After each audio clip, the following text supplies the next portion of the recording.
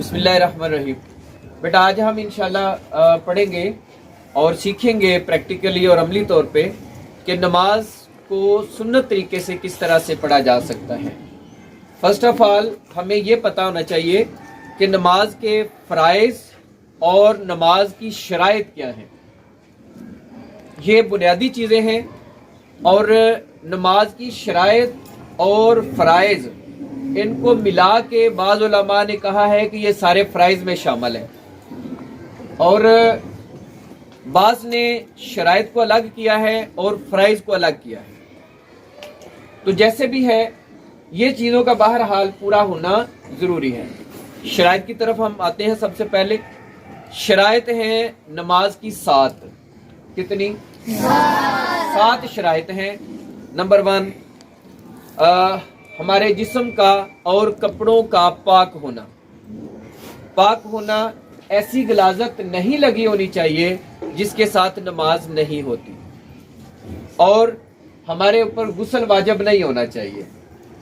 बात शराइत ऐसी है कि उसमें गुस्ल करना लाजम होता है, वरना जिस्म जाना ये नापाक होता है। तो जिस्म का पाक होना, लिबास का पाक होना, ओके। फिर इसके बाद हमारी नीयत का होना, और नीयत जो है ये दिल के इरादे का नाम है। यानी ये नहीं है ज़रूरी कि आप नमाज के लिए खड़े हुए हैं तो आप वो जो एक रवायती नीयत है जिस तरह से कि 2 रकत नमाज सुन्नत वक्त नमाज फजर वो अदा कर लें तो बेहतर है। अदरवाइज जब हम नमाज के लिए मिसाल के तौर पे फजर की नमाज के लिए खड़े हो गए हैं, हमने इरादा किया तो हम जाए नमाज पे आके खड़े हुए हैं, तो वो आपने बस आपके दिल में है और आपको पता है कि पहले हमने 2 सुन्नत ही पढ़नी है। तो आपने जब आप आके खड़े हो गए हैं अल्लाह की बारगाह में तो वो नियत हो गई है, लेकिन अगर अल्फाज में भी आप कर लें अदा तो बेहतर है। नमाज के नियत के दौरान बाज़ औक़ात ये होता है कि हम जल्दी में जमात हो रही है या फिर हमारा ख्याल थोड़ा सा भटका हुआ है और हम नमाज में क्या हो जाता है कि 2 रकात नमाज सुन्नत पढ़नी थी, हमारे मुंह से निकल गया फर्ज या फ़राइज़ पढ़ने थे, हमने कह दिया सुन्नत। तो नमाज की नियत करके हाथ बांध लिए तो हमारे ज़हन में बाज़ बात आ जाता है कि पता नहीं ये गलत हो गया। नहीं, इसमें भी गलती नहीं है कोई भी। आपने जो वैसे नियत की थी वो वही थी जो आप पढ़ रहे हैं, तो सुन्नत की जगह पे फ़राइज़ निकल गया तो वो सुनते ही आपकी अदा हो रही है, परेशान होने की ज़रूरत नहीं है। इसी तरह से जो नमाज का वक्त है, वक्त का होना ज़रूरी है, नमाज का वक्त होना ज़रूरी है। यानी फजर की नमाज पढ़ रहे हैं तो फजर की नमाज का वक्त तुलुए आफ्ताब से पहले तक है, तो आपकी अदा नमाज जो है ना वो तुलुए आफ्ताब से पहले पहले होगी। जब सूरज निकल आया है तो उसके बाद फिर वो कज़ा होती है, तो इसको नमाज का वक्त नहीं होता, तो उस वक्त कज़ा नमाज होती है।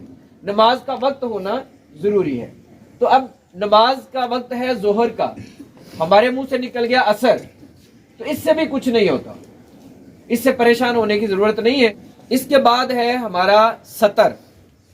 सतर क्या होता है कि मर्दों के लिए, जेंट्स के लिए सतर की लिमिट्स और हैं और ख़वातीन के लिए सतर की लिमिट और है।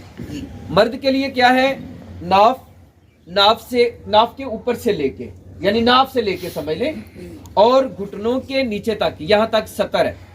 बाज़ लोग जो ना वो घुटनों से ऊपर तक की निकरें पहन के, खास तौर पे गर्मियों में, और बाज़ को मैंने देखा है माशाल्लाह शादीशुदा लोग भी इतनी इतनी निकरें पहन के मोटरसाइकिलों के ऊपर जनाब जा रहे होते हैं। तो ये सतर नहीं है, उनका कवर्ड नहीं है और ये गुनाह है। हमारा सतर जो है ना ये कवर्ड होना चाहिए, घुटनों से नीचे तक, नाप से लेके, ये मर्द का कम अज कम इतनी जगह का कवर होना ज़रूरी है। और उसके बाद है हमारा लिबास। तो ये भी जब हम शलवार कमीज, पैंट शर्ट, ट्राउज़र, पजामा जो भी पहन लेते हैं, ये हमारे सारे सतर को कवर कर लेता है, लेकिन हमारे बटन, ये आस्तीन, ये सारे जना ये सेट होने चाहिए, फोल्ड नहीं करना। इनको फोल्ड करके नमाजी, हाफ स्लीव शर्ट से नमाज होती है, लेकिन उसको फोल्ड करने से मुख्तलिफ उलमा में इख्तिलाफ, और उलमा कहते हैं कि ये फोल्डिंग जो है ये जो है ना वो मकरूह है, तहरीमी है और ये हराम है, ये फोल्ड नहीं करना। अच्छा, उसके बाद जो है ना ये हो गया जेंट्स का सतर।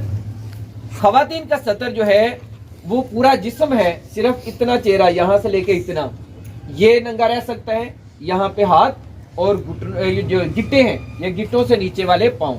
یہ خواتین کا اس لیے ساتھ میں شیئر کر رہا ہوں کہ آپ کے سسٹرز، آپ کی مدر، آپ بعض اوقات ہم دیکھتے ہیں کہ وہ صحیح جانا ان چیزوں کی کیئر نہیں کر رہے، اور آپ ماشاءاللہ پڑھ رہے اور آپ نے ان کی تصحیح کرنی ہے، ان کی درستگی کرنی ہے، آپ کو پتہ چل گیا اور آپ نے ان کو جب گائیڈ نہیں کیا تو آپ گناہگاروں میں شامل ہوتے ہیں.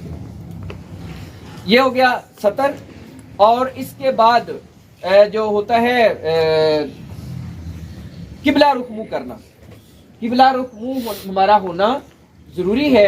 قبلہ رخ منہ نہیں ہے تو پھر نماز نہیں ہوتی ہے. اچھا، یہ ساری چیزیں ہو گئیں. اس کے بعد آ جاتا ہے تکبیر تحریمہ. تکبیر تحریمہ کیا ہوتی ہے؟ جب آپ نیت کر کے جائے نماز پہ صف پہ کھڑے ہو گئے اور اس کے بعد ہاتھ اٹھا کے تو پھر ہم نے یہ کانوں کی جو لو ہے یہاں پہ لگا کے تو ہاتھ باندھنے ہوتے ہیں. ہاتھ باندھنے تک یہ جو اللہ اکبر کہتے ہیں نا پہلی دفعہ، اس کو کہتے ہیں تکبیر تحریمہ. اور اگر باجماعت نماز پڑھ رہے ہو تو اس تکبیر کا نام تکبیر اولا رکھ لیا جاتا ہے. تکبیر تحریمہ بھی ہے اور اس کو تکبیر اولا کہا جاتا ہے، اور اس کا باجماعت نماز کے ساتھ اس کا بڑا مقام ہے. تو یہ ساری ہو گئی اس کی شرائط. اب اس کے بعد آتے ہیں فرائض کی طرف. فرائض جو ہیں وہ ساتھ ساتھ ڈسکس کریں گے. ساتھ ساتھ نماز جو ہے یہ حسنین عاطف پری 9 سے یہ ساتھ ساتھ پرفارم کرے گا، اور آپ سب اس کو پریکٹیکلی دیکھیں گے. اور یہ جب کمپلیٹ ہو جائے گا تو پھر چند ایک بچوں سے اس کے بعد بھی ہم جو ہے یہ نماز ادائیگی کروا کے تو چیک کریں گے، اور ساتھ ساتھ آپ کو جو ہے نا وہ اس کی پریکٹس کروائیں گے.